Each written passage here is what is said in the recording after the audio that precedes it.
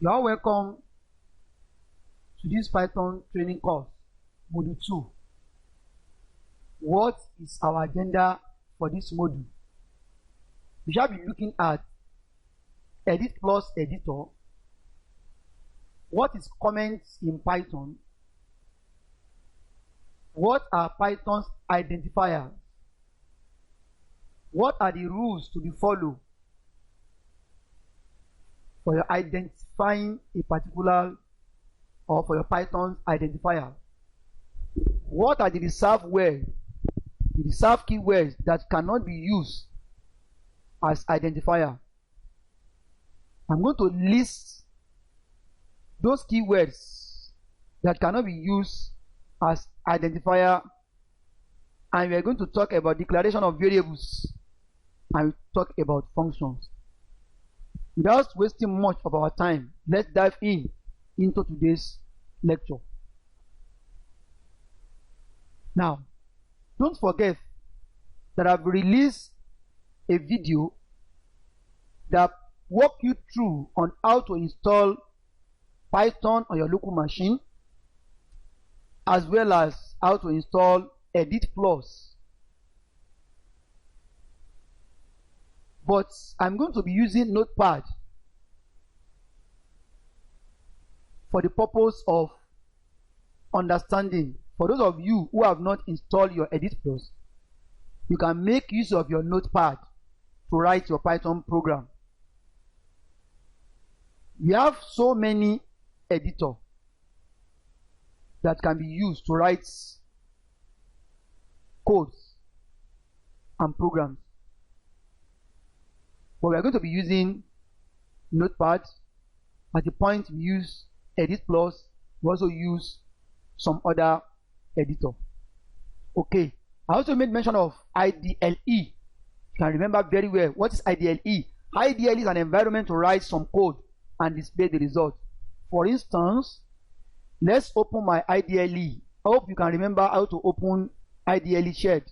Just come to your search here and type your IDLE. Now, this is IDLE environment. Let me close this. This is IDLE environment. Just a small code. 10 plus 10. Perfect. It definitely return the result to you. This is a learning environment to write your line of code. We call it snippets. Not really Python program. But today we're going to see how to write a Python program. Alright. Now, we are going to write our first Python program on Notepad, and we are going to run it. First and foremost, my dear participant, identify which particular editor you are using. Are you using Notepad, Editplus, or other editors? In this tutorial, I am using Notepad. I am going to write my first program on the Notepad, and I'm going to run it. Also note the location of your file, and also note the file extension. The file extension for Python is .py. Note that. Now, I'm going to use my E drive as my location. And the first thing you do is to create a folder in that your drive that you are using. In this case, I'm using my drive E. I'm going to create a folder inside my drive E, and I'm going to name that folder Idris. Good. So I'm going to store all my Python file inside this folder. Now let's write our first program. Example of a Python program that I've written is this. Now let me copy this, and let's see how to save and how to run it. Okay, let me open new window, and this is my program. I've declared a variable. I'm going to talk more about identifier and variable. Now, this is a simple Python program. Perfect. Now let's save it. Save as, where do I save it? On my location. Don't forget, this is the location and this is the folder I've created. You can name your file, your Python file, anything. Let me call it ABC. And don't forget, I said the extension is .py. Save type, change it to all file. Then save. Perfect. Now let's go and run our program and see the outcome. Where do you run our program? Go to your command prompt. On getting to your command points, then move down to the location. My location is E, then colon.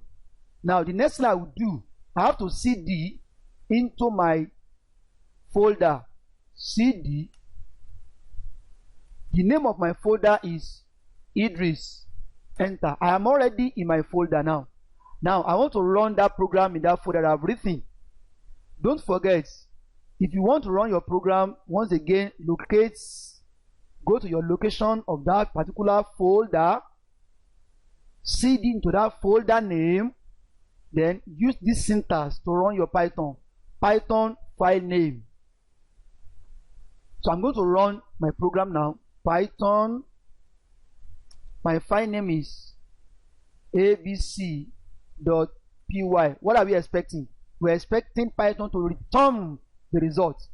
Enter. You can see perfect. It returns what I asked Python to do. Print A, which is have a value in the variable 10. Print A plus B, which is 30, and print B, which is 20. Perfect. This is how to run a simple Python program. Now let's continue. The next thing is to explain what is comments and what do we use comment for. Comments is used when you don't want a particular line in your Python program to execute or to run. For instance, in the program you have just executed, I don't want to run line 4. I will just put hash on it. Don't forget our line 4 is supposed to return what? 30. Now let me save it and rerun the program. Alright. Perfect. No. How do we run our program? Don't forget Python abc.py. What do we expect? We expect this to return 10 and to return 20 and not to return A plus B. Enter. Perfect. So in other words, we use comment if you don't want a particular line of code in your Python script to run. So you will see the more usage of comment as time goes on. Now I've spoken about what is editor. I said editor is an environment where to write your code, and I've made mention of some editors such as Notepad that I'm using currently is an editor. Editplus that you have installed is an editor. This is very perfect with Python because of the environment, very colorful. We're still going to see in the next module. Word document is also an editor because you can edit your document. Visual Studio is also an editor. PyCharm is also an editor. I also have another one which is called Atom. Atom is also an editor. So let me save this so that those of you that will be in need of our resources can see it there. Can save it. Now we have shown to ourselves how to install Editplus. That has been done. The next thing we have to discuss now is Python Identifier. Python Identifier. What is Python Identifier? A name in a Python program is called an identifier. In other words, it can be variable name, it can be class name, it can be method name. We are still going to discuss fully on class name and method name. But for now, a variable name is called identifier. For instance, A is equal to 10. A is a variable and the value in that variable is 10. Therefore, variable A is called identifier. what are the rules to define identifier, my dear participants? Number one, when you are defining your identifier, you can use small case A to Z. You can use capital letter A to Z. You can also use IA underscore for your identifier. Note that identifier should not start with number. Identifier should not start with number. If you start your identifier with number, it won't work. Or you use number for the identifier, it won't work. For instance, let's look at this. Let's look at this. Choose 10 as a number and put the value.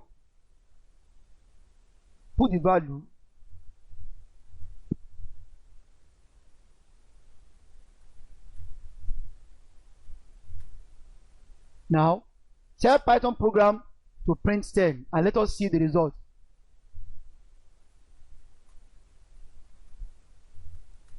Now, save this. Save. Now, let's run it. Okay. Python abc.py. What do we expect? Yeah, error. It's going to display error. Why? Because we don't use number as identifier. And you don't start identifier with number. Even if you use string, for example, let me put Idris, 10 Idris, and tell the Python to print 10 Idris. It will not still run. Why? Because you are starting with number. Let's save it. Save. And let's run it once again. Python abc.py. Will it run? No, it will not run. Okay, that is what we are trying to establish as regard using number for our identifier. Also, variables in Python, identifier in Python are case sensitive. For instance, we have declared a variable with value 100, total as variable small letter, another total, another variable with capital letter, and the last one with total all in uppercase. Now, copy this program.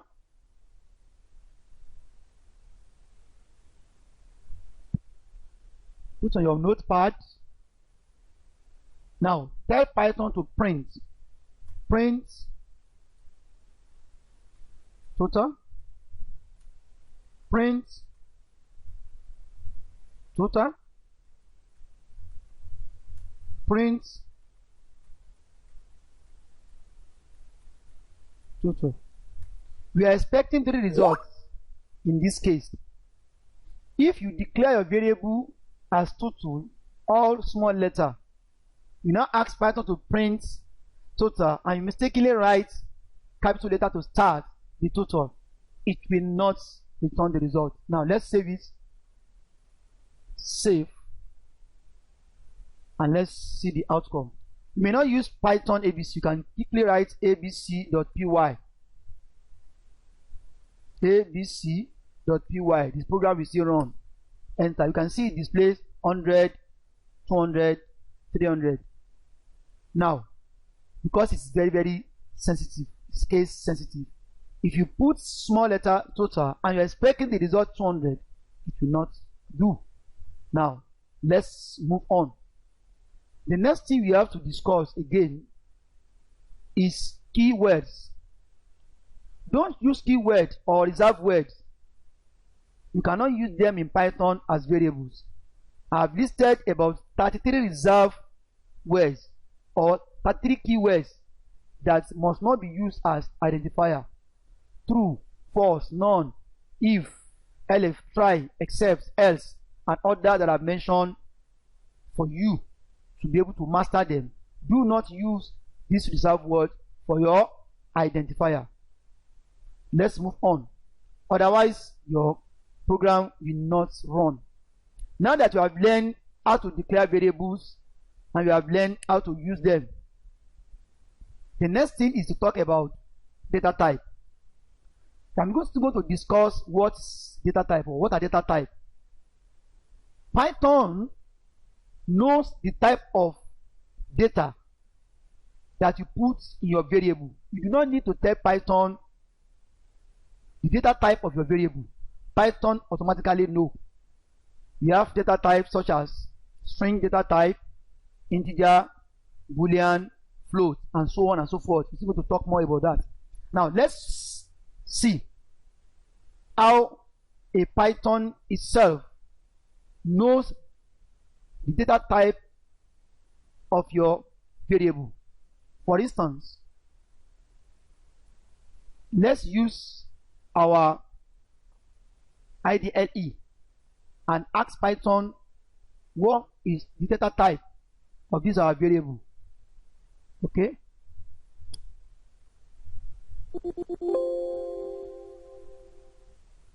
Now,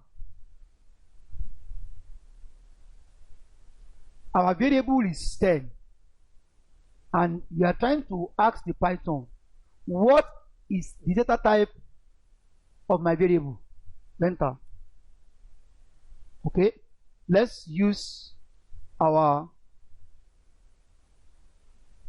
this.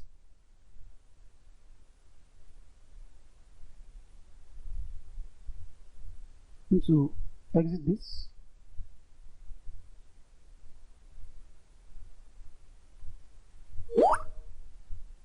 So let me open my prompts again.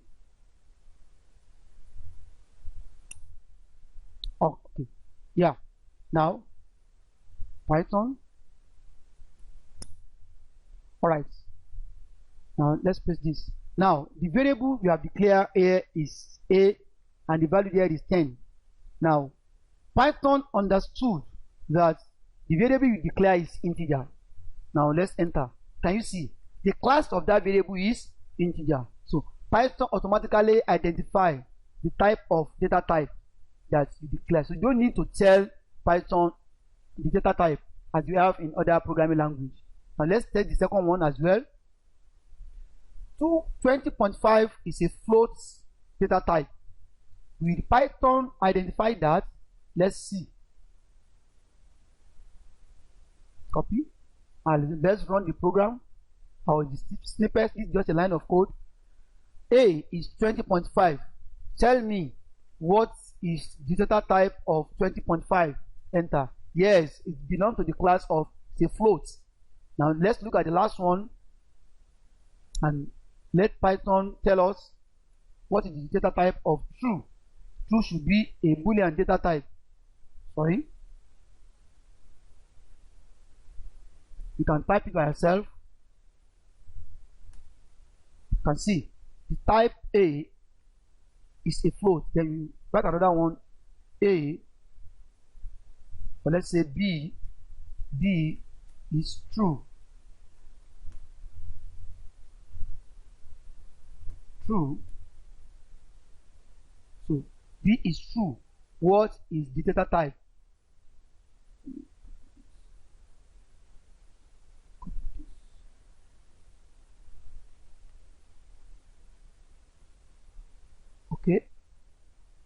Okay. I've told you earlier that you don't use that, so you use true for this. So let's run it like this, because it's a reserved word. You have to change the capital letter if you want to use that as well. So you can see that the data type true, of course, true is a boolean data type. True and false, these are boolean. So Python told us that the class that's your variable, the value your variable belongs to is a boolean. Thank you very much. So we have data type. I've said it earlier. Either is integer, for example 10, 20, 30, these are integer. Float, any number that has decimal is considered to be float in Python. We have boolean, which is false and true. We have string, which is name, address, whatever. You have complex, you have bytes, you have set, you have tuple. We are going to discuss more about data type in the next class. Now we are going to talk also about function. Remember that I've spoken about function and how to identify function the other time in the last video. Don't forget that function type, bracket open, bracket close, it will return the data type of the variable. ID as a function that will return the address of the variable. We're still going to talk about that. And print, of course, that will return the value in the variable. And exit as a function will definitely close the Python window. Hope I've discussed that as well. All right, and I've discussed function. Now let's look at this code as well. We want to ask Python to tell us the type of data in our variable, the type of class, and the ID it belongs to. All right, copy this and let's run it. You can clear your screen, CLS screen. Okay, let me use exit.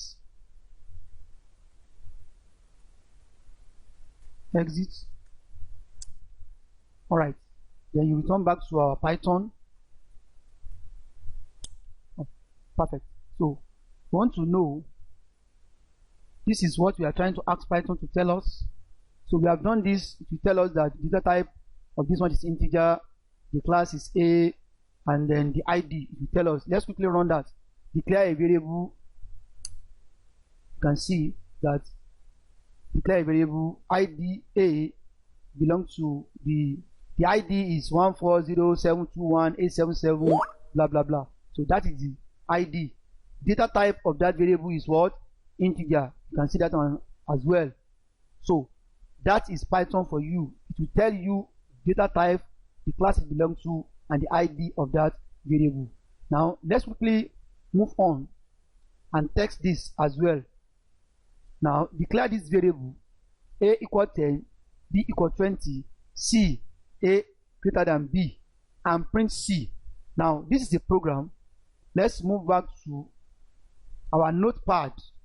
Go to our notepad and write a small program and ask Python to print for us.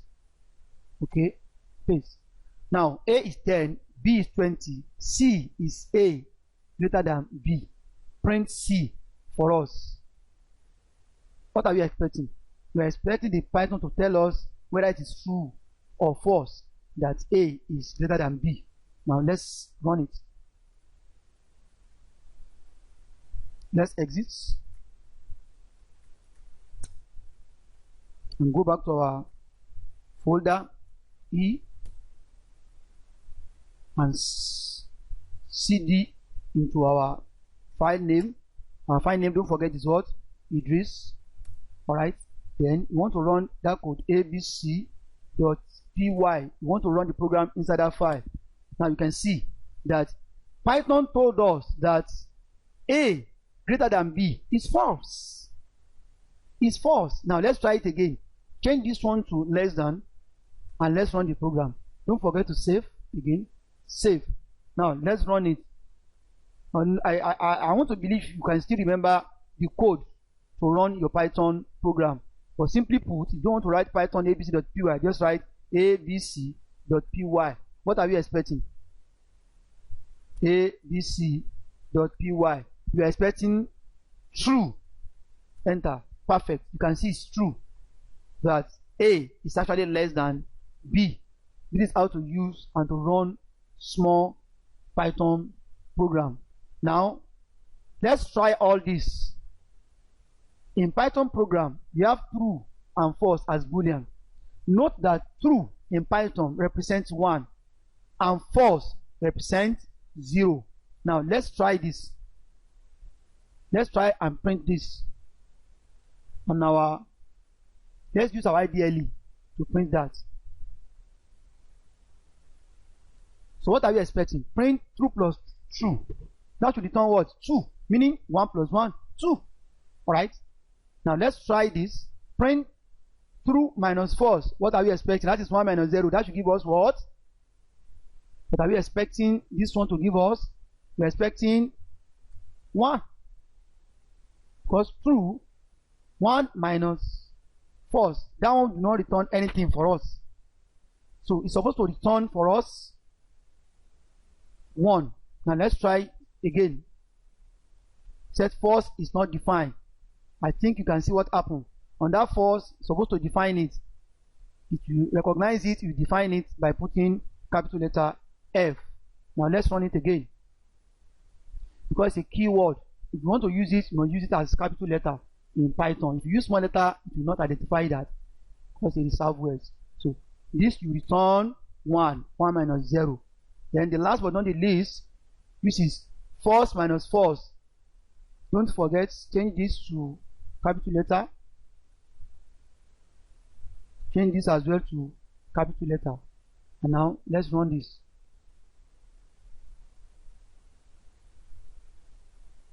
All right. What are you expecting, dear participant? What are you expecting, dear participant? You are expecting nothing but 0. Perfect. So, my dear participant, this is logical value and how it is being used in Python. To represent logical value, Boolean is used. An example is true or false. I want you, dear participant, to practice all this. Try all this. Hands-on is the key to learning anything programming. Do enough hands-on, and we shall meet in the next class. I remain your trainer, Idris Sogunle. Thank you. God bless you. Till we meet next class. Bye bye.